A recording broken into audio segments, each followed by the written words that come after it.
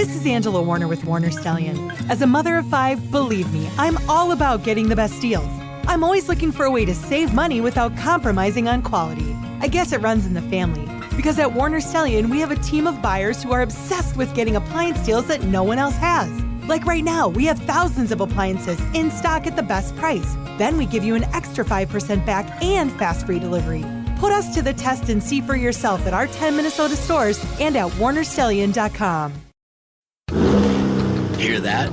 That's the sound of the 2023 Chevy Silverado's turbo high-output engine, delivering impressive power with no compromised durability. Whether you're helping friends move or just moving some friends, this is the sound of a family with plenty of rear seat room to enjoy the ride. And this is the sound of you heading to your local Chevy dealer today. Find your Silverado and find new roads. Chevrolet. Click now to find new experiences. Visit ChevyDealOnline.com. This is Angela Warner with Warner Stallion. As a mother of 5, believe me, I'm all about getting the best deals.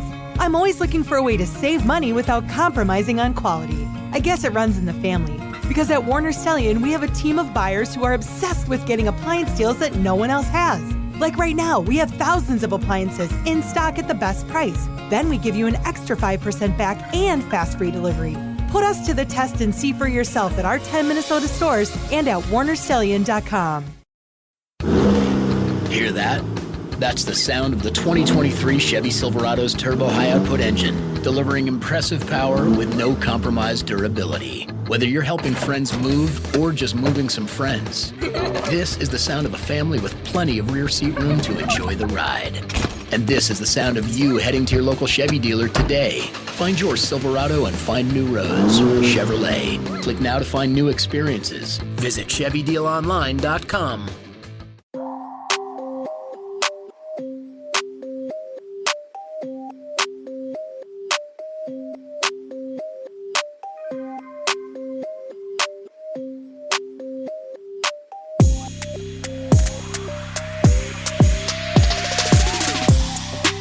Hello.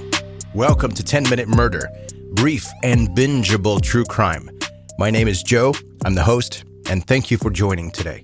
And in a conversation I was having today, someone whipped out the word titillating on me.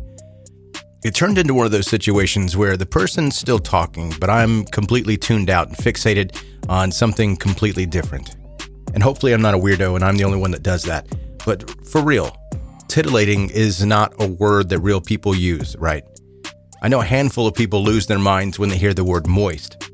But why isn't titillating given the moist treatment? Moist is like the Nickelback of words. No one seems to like moist, and no one really knows why. At this point, I'm just saying it because I know the effect that it has on people. Moist. Okay, I'm done. Probably. If today's the first day that you're listening to 10 Minute Murder, I'm glad you're here, and you walked into a weird one, obviously. But as we're going with this story, make sure you hit subscribe at some point. That way, when you become a subscriber, you don't miss any of the future episodes of 10 Minute Murder. And you can always connect with 10 Minute Murder on social media. You'll find all those links in the show notes of this episode, as well as at 10minutemurder.com. Now to today's story.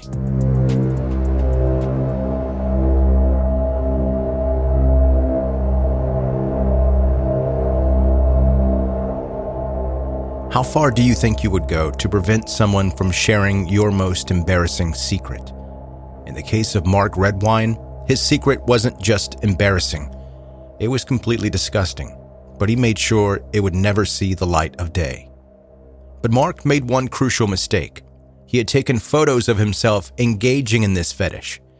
In the photos, Mark could be seen wearing women's lingerie, a wig, and makeup, while eating something that appeared to be human feces out of a diaper. He was careful with the photos, which he kept on his computer, but not careful enough. Mark had divorced Elaine, Corey and Dylan's mother, and he was currently engaged in a vicious custody battle. The last thing he needed was for his kids to turn against him, but that's exactly what happened. Dylan and Corey were understandably disgusted by the images, but Corey took photos of the photos just in case the boys decided to confront their father or show the pictures to their mom. Dylan tried not to think about what he had seen in the photos, but those photos had caused his relationship with his dad to become strained. When he went to visit his father in November 2012, he asked Corey to send him copies of the pictures so that he could confront Mark in person. His mom, Elaine, was worried about Dylan's visit to see his father in the rugged part of La Plata County where he lived. She didn't know about the photos, but she'd noticed how anxious and upset Dylan had been around his dad over the past year. But she didn't have the option to forbid him from going. Her attorney assured her that if she prevented Dylan from visiting Mark, she might face prosecution. Had she known about the photos, it might have been a different situation. At the time of Dylan's visit, Mark already knew that at least one of his children had seen the photos. Corey had revealed that he'd seen the photos during an argument with Mark and used this knowledge to antagonize his dad, sending a text that read, quote, "Hey beautiful, you are what you eat. Look in the mirror." It was the 18th of November 2012 when Mark picked up Dylan from the Durango La Plata County Airport. It wasn't a heartfelt reunion. In fact, the airport's CCTV cameras showed that the pair barely interacted at all.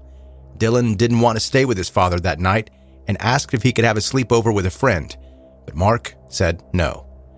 Dylan texted his friend instead, saying that he would come over to hang out the next morning. The last text message Dylan Redwine ever sent was at 9:37 p.m. that night. Nobody, except for his father, would ever see him again. The next morning, Dylan's friend sent him a text asking where he was, but there was no reply. Mark told the authorities that he left home early that morning to do errands, and when he got back home, a half-eaten bowl of cereal was left on the table and the TV was still playing Nickelodeon, but there was no sign of Dylan at all. Dylan's mom, Elaine, didn't believe this story for 1 second.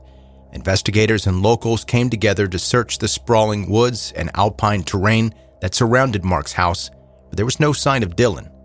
While volunteers and search and rescue teams combed through the woods in the area, there was one person who did not join them, Mark Redwine. Instead of searching for his missing son, Mark turned off his house lights at 11 p.m. and went to bed. At Mark's trial, this is what the prosecution had to say about his behavior that night. Quote, "At a time when most people would have been out in the woods with a flashlight, a time when most people would know to leave the light on in case a child was lost in the woods, at 11 p.m., the defendant's house went dark." That night, Mark Redwine knew something that the search party and investigators did not. Dylan was already dead. During the early days of the investigation, a second ex-wife of Mark's came forward to talk to investigators. She told them that during their divorce, Mark had told her that he'd rather kill the kids than let her have custody of them. Her being Mark and Corey's mother, Elaine. She also remembered a conversation with her ex-husband that chilled her to the core. He told her that if he ever killed someone, he'd dispose of the body in the mountains. More than half a year later, this statement would come back to haunt. It was the 28th of June 2013 when human remains were found 8 miles away from Mark's house. The location of the body was significant, as Mark Redwine was familiar with the surrounding area, in particular the ATV trails around Middle Mountain Road, where the remains were found. There was something else significant about the body. Dylan's head was missing, which wouldn't typically occur with an animal attack or death due to exposure. Dylan Redwine's cause of death had to be murder. When cadaver dogs scoured Mark Redwine's house, they indicated the scent of human remains throughout the living room, inside the washing machine, and on specific articles of Mark's clothing. As it turned out, these were the clothes he had been wearing on the 18th of November 2012, the night before Dylan's supposed disappearance. Traces of Dylan's blood were also found in the house, and the same cadaver dog handlers found that cadaver scent was present throughout the Dodge truck that Mark drove. Now that Dylan's body had been found, the cadaver scent and blood began to paint a picture of what happened that night. 2 years passed, and there was still no closure, and Dylan's head was still missing. On the 1st of November 2015, almost 3 years after Dylan's death, his skull was found by hikers more than 1 mile away from where his body was found. Finally, forensics were able to determine the cause of the boy's death. His skull was broken just above his left eye, and there were scratch marks that had likely been caused by a knife wound at around the same time Dylan died. The cause of death appeared to be blunt force trauma to the head. Wildlife experts were consulted and asked whether any animals in the local area could be responsible for the death. The answer was immediate. No. There was no known animal that would pick up a human skull and carry it that far away from the rest of the body. The evidence was clear. No animal had killed Dylan and then dragged his head more than a mile up the mountain. Dylan's blood had been found in Mark's living room, and cadaver dogs indicated that he'd been killed there, then transported in the truck. After a grand jury indictment in July 2017, Mark Redwine was arrested for the abuse and second-degree murder of his son, Dylan. The coronavirus pandemic delayed the beginning of this trial, which finally took place in 2021. The judge remarked on Mark's behavior during the trial, saying, quote, "I have trouble remembering a convicted criminal defendant that has shown such an utter lack of remorse for his criminal behavior." Almost a decade after Dylan's murder, his killer was finally brought to justice. Mark was sentenced to 48 years of jail time, the maximum sentence available to him. While the defense argued that Dylan had still been alive the morning after his visit began, the cadaver scent on the clothes Mark had been wearing the previous night indicated something else. Dylan had been murdered before he even went to bed. To the prosecution, the motive was clear. Dylan had confronted Mark about the sordid pictures he'd found, and Mark had gotten defensive and angry. Somehow, that anger and shame turned into violence and then murder. During the sentencing, the judge summarized the case, speaking directly to Mark. Quote, "First of all, you killed your son, a 13-year-old boy. At 13, he's still a little boy. As the father, it is your obligation to protect your son and keep him from harm. Instead of that, you inflicted enough injury on him to kill him in your living room. After the passion of whatever caused you to act the way you did subsided, you didn't think about Dylan. You thought about yourself. You sanitized the crime scene, you hid Dylan's body, and you went so far to remove his head from the rest of his body." Mark Redwine declined to comment, but his ex-wife Elaine didn't hold back. She said, "Hopefully, he'll die in prison." Discover what fuels you and score grill savings you can't find at big box warehouses. Warner Stallion specialists make it simple to choose the perfect gas grill, pellet smoker, or griddle from the hottest brands. And you'll love our exclusive in-store deals. We have the lowest grill prices of the year. Plus, get 3 boxes of no-name meats and seafood. Your time is money, so let our pros handle the assembly and then just tell us where and when you want it, and we'll deliver it for free. Only from your local grill headquarters, Warner Stallion. Hear that? That's the sound of the 2023 Chevy Silverado's turbo high-output engine, delivering impressive power with no compromised durability. Whether you're helping friends move or just moving some friends, this is the sound of a family with plenty of rear seat room to enjoy the ride. And this is the sound of you heading to your local Chevy dealer today.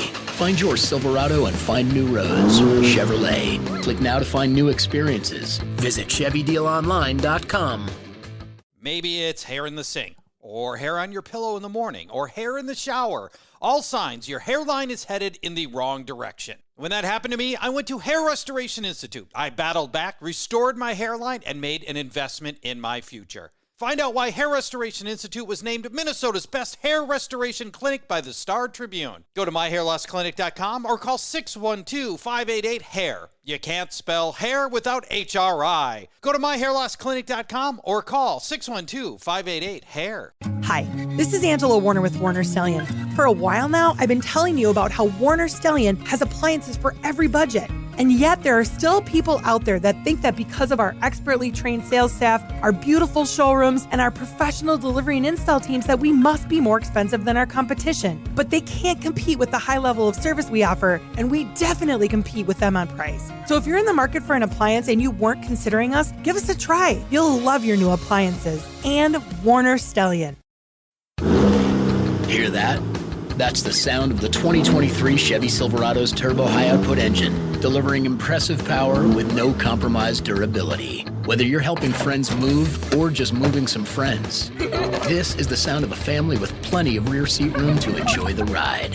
And this is the sound of you heading to your local Chevy dealer today. Find your Silverado and find new roads. Chevrolet. Click now to find new experiences. Visit ChevyDealOnline.com.